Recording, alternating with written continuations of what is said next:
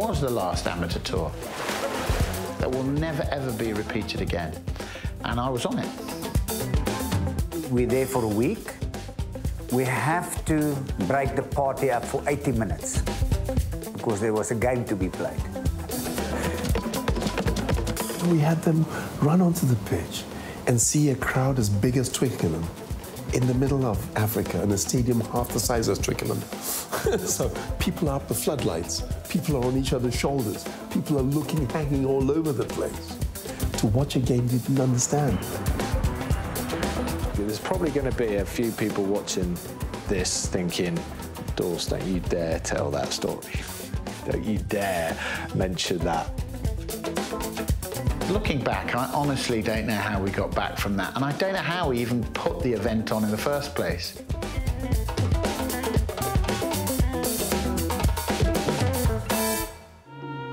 Cape Town, mother city of a vast land. May the 25th, 1995, the start of the most emotional rugby event of all time, the Rugby World Cup in South Africa. It is my privilege to declare this the 1995 Rugby World Cup tournament open. The 90s will forever be remembered as a time of seismic shifts in the game of rugby union. With one of its major powers being welcomed back into the international fold, new global superstars emerging in a sport that would soon embrace professionalism, and at a tournament which brought people together like never before, the embryo of an idea was forming in the best spirit of the game. The Discovery Tour of West Africa was originated at the World Cup final in 1995.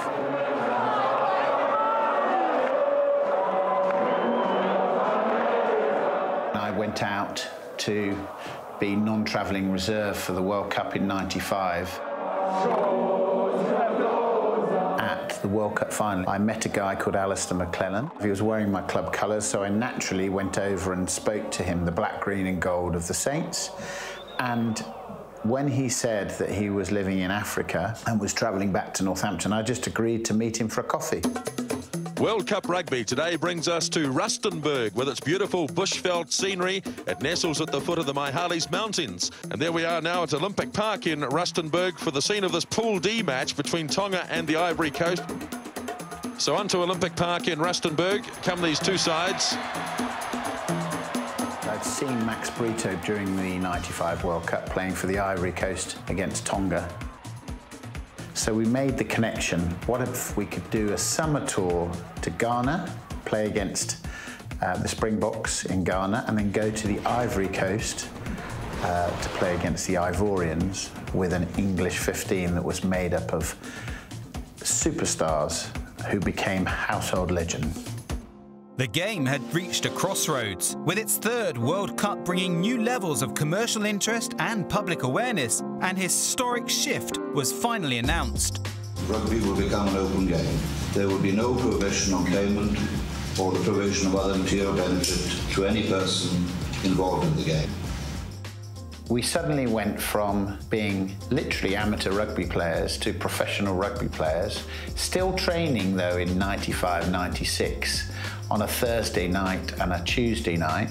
But I had so much time on my hands, so I needed something to do. So I had this idea. I spoke to some of the players. The first players I spoke to were Matt Dawson and Paul Grayson on the back of the bus going to a Premiership game. I certainly remember being on the bus and talking about a tour to somewhere in Africa that Harvey had created an idea through his amazing imaginative mind. And yeah, you're like, fancy going to Africa? Yeah, let's do it. When do you want us to be there? Is there free kit? Yep. Do we have to pay for flights? Nope. We're on. It was a pretty simple answer. And then the next opportunity I have to speak to players was when we were playing for the Midlands in a Midlands game, and we're all cooped up in a hotel. So I've got people around me like Martin Johnson, Garforth, Rowntree, Cockrell, Matt Poole, Tim Rodber, And I said to them, boys, if I can get this tour off the ground, would you support me? And they said, absolutely.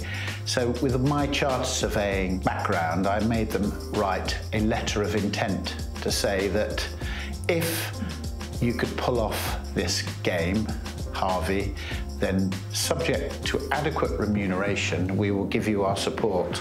And it was those letters that I took to Land Rover to try and get some sponsorship for what then became known as the Discovery Tour of Ghana and the Ivory Coast, 1996. I don't think you got on the trip if you were not a good tourist. I think that was part of what Harvey wanted. He wanted to have a set of boys that really got on well on and off the field. I think most of the memorable stories will have the Leicester front row involved in them, so they would probably, as a group, would be my top tourists. It was a quirk of fate. England weren't touring in the summer of 1996. They've toured every year since then. I phoned up Nas Botha to ask him whether he would bring a Springbok side up from South Africa, and he agreed to do that. So he was willing to give his full support, and because he was a household name at that particular point, it was just the most unbelievable piece of luck. What an absolute fantastic idea. And I said, now, what are you guys looking for? And they said, no, we're looking for a South African team. And I thought, okay, and made quite an effort. So we had quite a capable team, and everybody bought into the idea. Good morning, ladies, gentlemen, friends, members of the press. I only had one phone call with Nas Botha, and he agreed not only to get his players' expenses and sponsorship covered, he agreed to bring the whole team up. And the next time I saw him, other than exchange of emails and fax, was literally 2 days before the international in Ghana, in the Accra National Stadium. And I will always be beholden to him, because for any project or event to work, you need someone who's willing to step up to the plate, and he was willing to do that. You can see it was stressing Harvey out, but he loved it. He loved all of that. He loved the trials and tribulations of trying to organise something so far away and with limited resources and with limited contacts and with a government that were proving to be very tricky. I think the more adversity you threw at Harvey, the better. So the final piece of the jigsaw is a man called Herbert Mensah, who was Mr. Fix-It. He was the man who actually made it happen on the ground. So I fixed it, which is one of the things I do. I fix it. He was a friend of Alistair McLellan. They'd worked together in the mobile phone business in Africa. I didn't realise what a huge tour de force Herbert was. Herbert knew rugby players, he knew the strength of the squad that we got together, and he said, leave it with me. So we got Labadi Beach involved. I then got the airline involved and brought people from all over and then glued it together. Herbert agreed to underwrite the costs of that initial stuff, which allowed us to go to the next stage, which is to go to Land Rover and get some money to essentially cover the players' expenses. I got the footballers involved, the great Tony Yeboah and other great players, and I got all the black footballers from Europe, Ibrahim Ba, Rigobert Song, all of them to say, look, come play a match alongside the rugby guys in honor of a guy, a fellow sportsman. So we had 2 rugby games, and then we had a Black Stars against a mixed All-Stars 11. And it was just out of this world.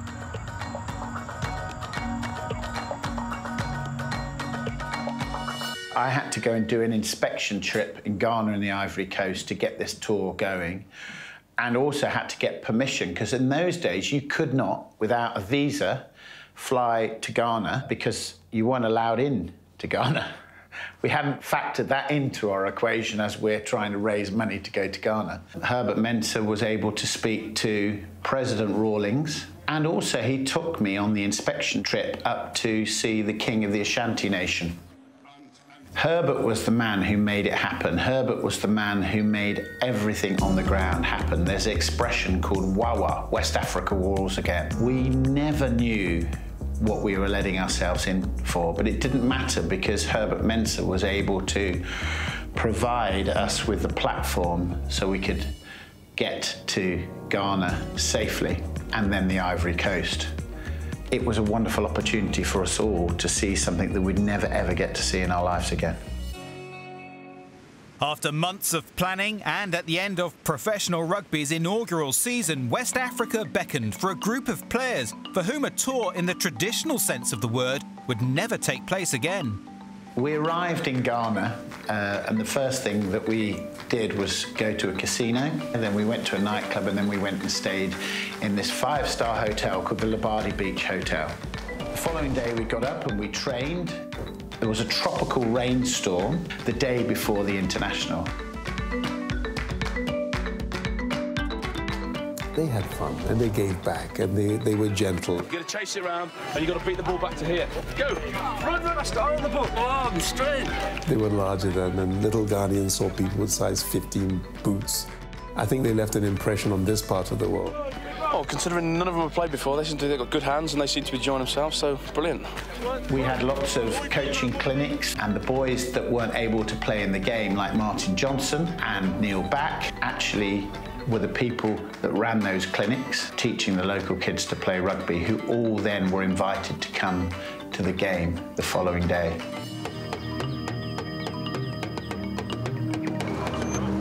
It's match day.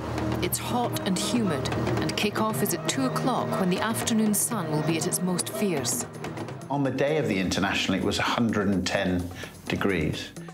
Weather-wise, too hot. You know, we thought South Africa is nice and warm, but that was extremely hot. We played this in front of 40,000 people. It was the biggest black audience to ever watch a game. It was beautiful, loud. We had gumboot dancers. We had people singing anthems. We had music. Whatever anyone says, it's England against South Africa. That's how it's billed. That's what everyone is saying. Everyone happy? Yeah. And then we had them run onto the pitch and see a crowd as big as Twickenham in the middle of Africa, in a stadium half the size of Twickenham. So people are up the floodlights. People are on each other's shoulders. People are looking, hanging all over the place. To watch a game you didn't understand. There was just so much atmosphere in that stadium that there was no swing low. It was just African songs and noise throughout it. It wasn't aggressive, but it felt quite oppressive, cheering and singing going on. It was an amazing atmosphere. Very, very special. When we came to meet the president of Ghana, President Rawlings, we all stood there, as is traditional, listening to the national anthems, and suddenly out of nowhere came a jet over the Accra National Stadium. The president arranged for these Air Force Macchis, Italian fighter jets, just to enter the stadium between the sticks. So I got a message it was about to happen. Nobody else did. I said to people, duck. I said, duck, because the planes are so low. And then the wings tipped up, and they went straight through the stadium and then went up to the other stadium as high as they could. And people are, wow, that just blew. And then one from the other direction. And they did a whole little thing in honor of Max, and that was something else. I seem to remember them going completely bonkers for Pete Mensah, the Quinn centre, who's on our team. I've no idea what to expect. I'm looking forward to it. It's going to be good. I hope there's going to be a big cheer. I don't know how much people know whether I'm playing or not, but I'm just looking forward to it. His dad was Ghanaian, and he was the star of the show on that particular day. And so the commentator said that we have one of our own, Mr. Peter Mensah, playing in the England side. So automatically, the crowd were on the side of England.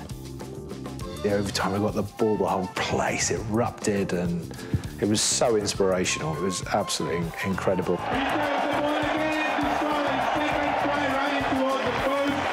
It's a beautiful night there for Peter Mensah of England and Ghana. I don't even think they had an idea of what a proper rugby game is supposed to be. But I think at the end they enjoyed it. And it was quite a competitive game, don't make a mistake, and good quality. Both teams actually went out to win the game. It wasn't a friendly match. It started off as a big charity event, but at the end, the 80 minutes was really quite important for both sides. And I can always look back and I think 96 actually contributing to England winning the World Cup in 2003.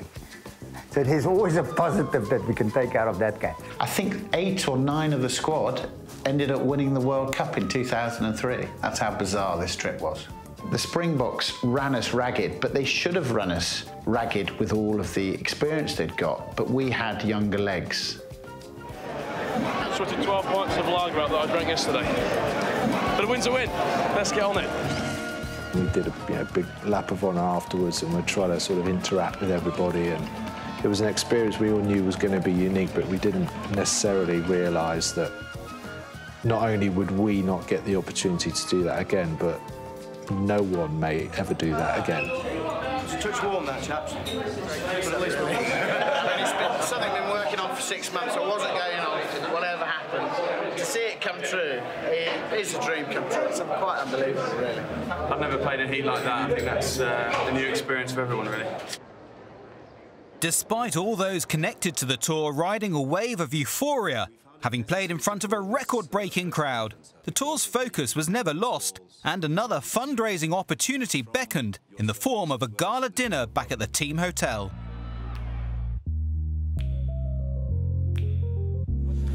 Could I have Mr. Johnson, please, from the team, come up, please?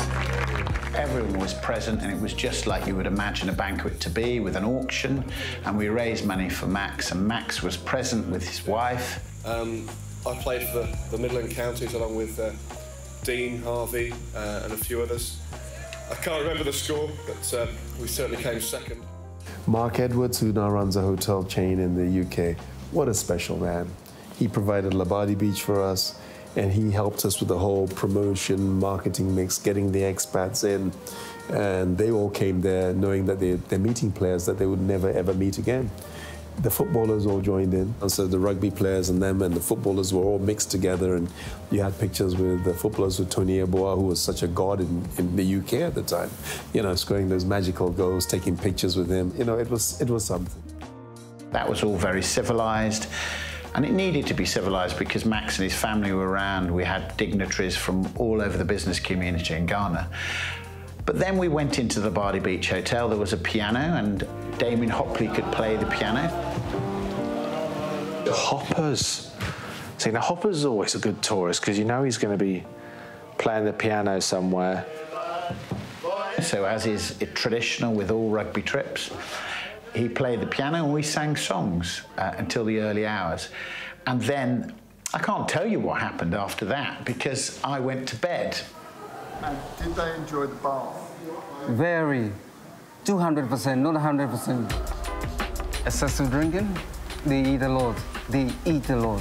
They eat a lot. I can see it. I mean, they eat a lot. They drink a lot. Woo. One thing I know is they were very loud and made sure that they had enough beverages to last all week. I didn't know I was allowed to talk about that. It was a rugby 2.5. Finish that beer that you've already attacked.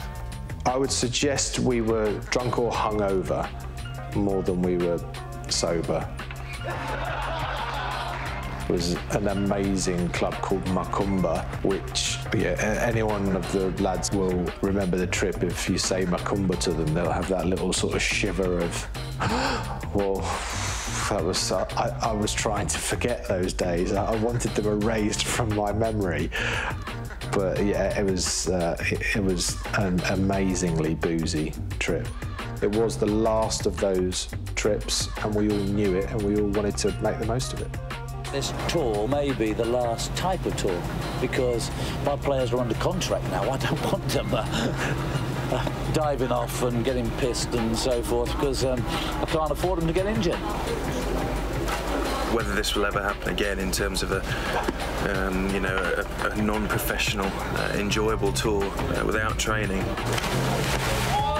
I suppose in transfer market terms, there's a lot of money on show, really, and I think it will be difficult to put this sort of thing together again. Understanding that they would never get another opportunity to enjoy a tour of this nature in the new professional era, they took full advantage of the hospitality that Ghana had to offer. Organised a Ghana hospitality 2 weeks. They were on the Volta, they were on the beach, they were teaching little kids how to play rugby, they were giving back, they were partying, they were having the time, having braais all over the place. The English lot were having the time of their life. But we were able to also go off to the slave fort in Almina. And the harsh realisation of this particular trip was we were there to enjoy ourselves, but we were able to see one of the worst atrocities I've ever seen in terms of what happened to people during the slave trade. A lot of times when you go on tours, particularly when you go away with your country, you don't really get to do that. It's training, it's back in the hotel, it's recovery, it's then play again. And I think to see a lot of those places and to understand the culture and a bit of the history of those countries, the perspective was important because of what we were ultimately trying to do for Max, I guess. With the tour's primary focus coming back into view, the squad travelled west with one more match set to complete an historic trip.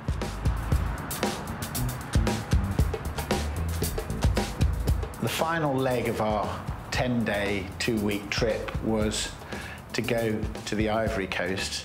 It had some amazing buildings, had some amazing hotels. Unfortunately, we needed a plane to get there. We eventually got to the Côte d'Ivoire about 45 minutes before the international kicked off. We're almost like in the dungeons of this national stadium, playing against the Ivory Coast. And if you think the Ivory Coast had played in the World Cup in 1995, so those guys could play. And we'd just been on literally 5 or 6 days of the RAS. And suddenly we were in a game.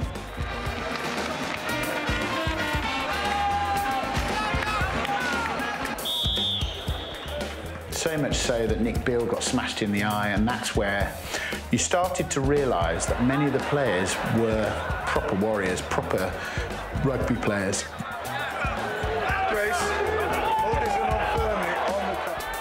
Everything changed. Stay away for 2 minutes. Stay away. Move away from him. What you want? Come in. Come in. They really wanted to beat us.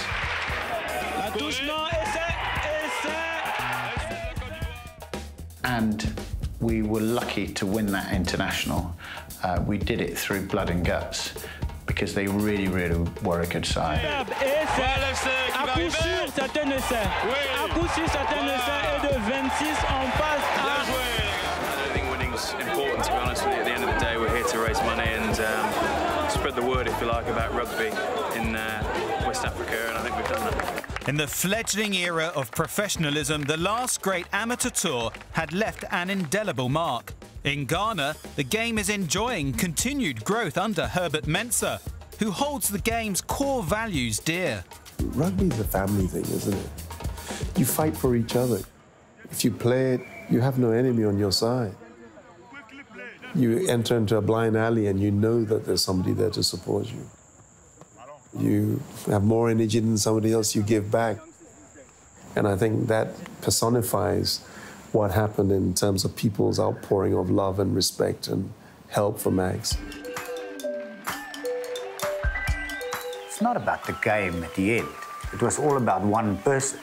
Then it shows you that I still believe we did it for the right reasons. Rugby is a fantastic fraternity, and certainly seeing what had happened to Max, that was the principal reason why we all wanted to go, and those opportunities are few and far between.